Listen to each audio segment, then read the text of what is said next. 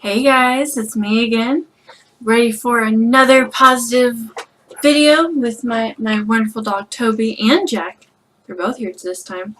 This time I'm going to continue more on the whole positive attitude outlook. I've been struggling with this one myself as of late, and I don't think it's one to be taken lightly.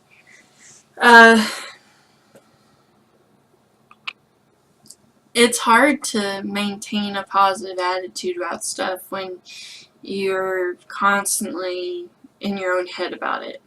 You can have people left and right say, "You're never alone. You have everyone with you. We support you." But the thing is it's those moments that you're alone in your own head.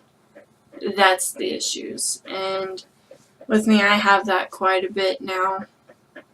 And it's a hard thing for me to snap out of. I've been able to do it more often, be able to snap out, just because I have trained myself to do that. But for others, it can be a little bit harder. I just got home, and he's going crazy. Pardon my dog. But you have to be willing to admit to yourself that, yeah, when you're alone or you're alone often, it's very easy to go into that dark place in your head and just have all those doubts and all the worries and whatnot, and it's not an easy thing to get through. And a lot of people think, oh, put on some cheerful music and you can get through it, and sometimes it isn't that easy.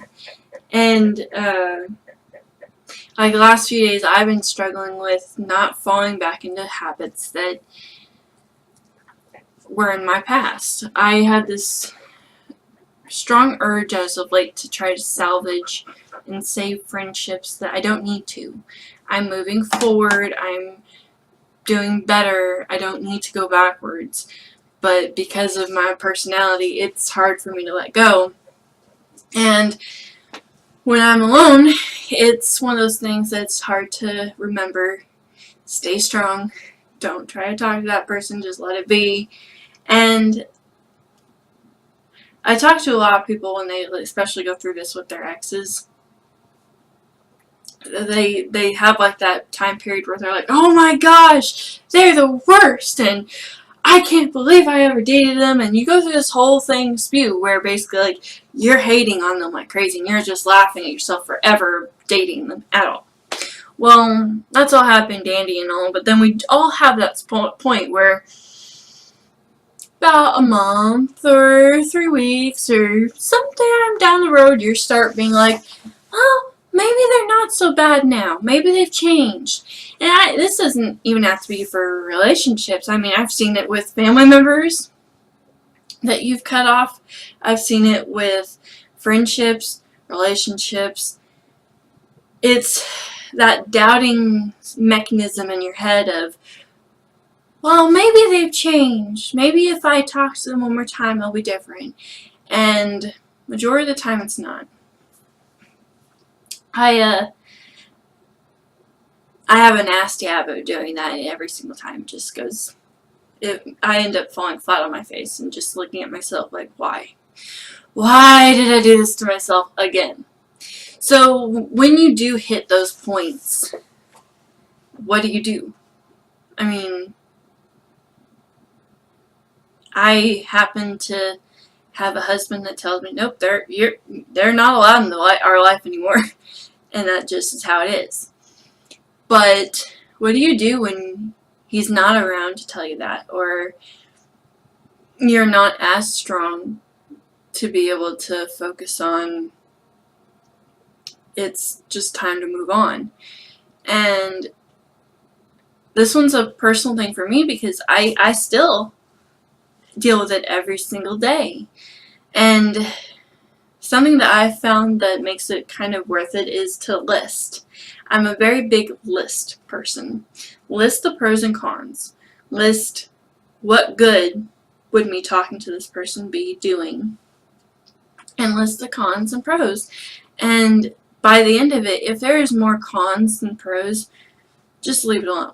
Because when you're trying to stay positive about things and your decisions and you start questioning yourself, it's either because of one of two reasons. One, you made a mistake and you're actually wrong, or, which this one's more likely than not, you're going to fall back into the same pattern that you were comfortable with. I'm comfortable with having a group of friends around me, and even if it means I have to kind of change my personality up, I still will do that just so that I can have that group of friends around me. And it used to be that I would change myself to be around the boyfriend I was with at that time, and that's my fault. And that's what I'm trying to break. And so this, like, my pattern always seems to want to reverse itself. And so what I'm having to do is make sure that I stay on that straight and narrow path, that once I make this decision, not to doubt myself. And a lot of positivity can be taken away from that. Like, if you could be positive all day left and right, but then you start doubting yourself, and that's going to instantly change it all. And so it's trust your gut instincts. I mean, if your gut is screaming, stay away from that person, then stay away from that person. You're more likely to look back and be like, I would have liked to have talked to them more, but hey, at least I didn't get my heart broken again. And that's the part that I kind of talk to people when it comes down to, especially the relationships and family members, because your friends can kind of damage your mentality, but unless they're like super close, they can't damage your heart. And generally, it's the family and relationships that could do that. And luckily, I've never had family to do that to me, but I've known quite a bit of people that they've had to have people pretty much be blocked in out of their life. And when you get to that point, especially in families and relationships, it ended for a reason. And more likely than not, that person has not changed. And they may look like they've changed, but they really haven't. An honest to goodness change in someone doesn't result in them saying, hey, I changed, and I did this, and I did this, and now I'm this way, and look at me, we should talk. It doesn't work like that. Even if, like, you start the conversation, it doesn't work like that, because if you have to tell someone, oh yeah, I changed, why? I mean, it should speak for itself. Actions speak louder than words. So if you're having to literally pry out of them what changed, it didn't really change. It may be a temporary fix, but when it comes down to the actual change in the attitude and change in the heart, it didn't. And I know a lot of people, at least right now, struggling with wanting to talk to their exes again, because they have that momentary time lapse of remembering only the good. Even though the person could be the worst person in the world, remembering only the good, which I am a big person when it comes down to that. I have that bad habit, and luckily enough I don't date anymore because I got married and I don't have to deal with that anymore, but I dealt with that a lot in my past. That's one of the reasons why my toughest relationship that I ever was in lasted as long as it did, because I kept giving him a chance. And I kept doubting myself, and I kept moving my positivity to have different things that I didn't need. And I'm seeing a lot of that, at least now, with a lot of other people. They're downright determined to see only the good and completely ignore the bad. Which, I mean, that's on you. It's each person's decision. I know a lot of my decisions not many people probably agree with, especially when it comes down to how I treated and reacted to things. But in all honesty, it's, if someone can look you in the eye and be completely unaffected after breaking your heart and ruining that, stay far, far away.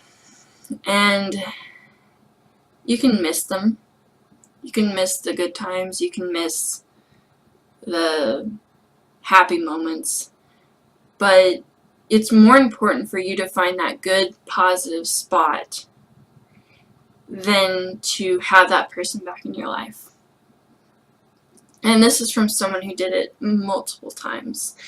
And, I mean, it's the same way with friendships in every aspect. Like, this is the one fundamental thing in friendships, families, and relationships that is never changing, really. Family, it's, you give them, like, a cooling off period, but there are some times where you're just like, nope, I'm not dealing with that. And I've done that a few times, just like the cooling off period, like, nope, you gotta cool off, I'm done dealing with you right now. But there do hit points where it's just kind of like, this is no longer good for my sanity and my positivity and any of that. And it's not an easy thing to realize. And it's not an easy thing to stick to it. It doesn't take a rocket scientist, and it doesn't take the world's strongest person to be able to do it. It just takes someone who's actually determined to make a change. If you're determined to make a change in your life and move in an upwards direction, if that's actually something that you're downright determined about, nothing will stop you. You'll plow through anyone and everything that could try to bring you down. No, you'll have a lot more obstacles because it's kind of like going into a bar half naked. You're going to get more attention. So if that's what you're wanting, great. But it's that waving around that sign of basically, I'm trying to better myself. All the attention's going to instantly be on you. Whether you want it or not, it'll be instantly on you. And it'll challenge you. You're going to be pushed and attacked even more spiritually and emotionally because of this path that you're taking. And you're going to be feeling like you didn't make the right decision, that you should have given that person another chance, and or you were in the wrong. And that's not ever going to be true when you've actually made that decision thoroughly. If you're making it on a whim because someone ticked you off on a certain day, you may later regret it. But when it's something that is a big enough deal, generally you won't regret it. You'll feel sad about it, that's for sure, but you won't generally regret it, because any right decision, you can have mixed emotions about it, but you won't regret it. And I think that's roughly where I'm going to kind of wrap this one up. I'll probably do a couple more on this topic because it's a very personal topic, because I keep dealing with people that they're going so strong, and it's like, more power to you, I'm so happy for you. And then like the next day, they're just like hit rock bottom, and I just am like, what happened? Like, you were doing so good this other day, what made you hit this point? And they'll start talking about it, and it's just kind of like, okay, I get it, but you just went through all this other stuff, and you got through it. So how does this one little thing that you're dealing with today match up to all this? Why are you letting this break you? So, with probably my food for thought for this one is, when you're having a tough day, and you feel like the world is just hounding you, and you're about to break, and you're just like, I give up. This won't get better. I'm just done. Look at your past and see how much you've accomplished and how much you've actually gone through. I mean, it's a pretty amazing thing to look back and be like, I went through all that stuff, and now I'm going through something else, but how does this compare? I mean, like, I went through heartbreak after heartbreak, all this painful stuff, and now I'm just dealing with an annoying day at work. How does this compare? Why is this breaking me? And find out why. Because generally it could be a deeper issue, or generally it could just be you're having a bad day. I mean, we all have them. You gotta just take a breath and just be like, okay, I'm breathing in, and now I'm just gonna let it all out and just go. And view each day as a new day. Don't bring yesterday's troubles into today. Don't be asking for tomorrow's trouble today. Just live in today. Deal with today's problems and go one day at a time. Because when you try to tackle all your problems that you could possibly have in one time every day, you're going to get torn down. But when you focus on one thing at a time, you focus things that you can actually do at that time, you'll soar. So with that, I'm going to probably leave this video. Should be where we're changing things up again. I know this. I've switched to this room and this computer the last few videos. We're actually going to be changing things up in the next ones. We're converting our spare bedroom into a computer room because I'm going to be doing more gaming and more editing and more stay-at-home stuff. So it's going to be more my area / his gaming area. So we're changing it all up. So come about the middle of next week, I'll have it all completely set up and you guys can see what the new setup will look like. This will probably be the last video or two that will be in this room. And then we'll go from there, and it'll be a cool setup, and you'll probably end up seeing my dogs a little bit more. But on that note, I hope everyone's having a gorgeous day and remembers to stay positive. And again, if you need any cheering up, just leave me a comment and or message me and say, hey, I need some cheering up. I've had a bad day. And we'll just talk about it and we'll powerhouse through it. Hope you guys have a good day, and I'll talk to you later. Bye.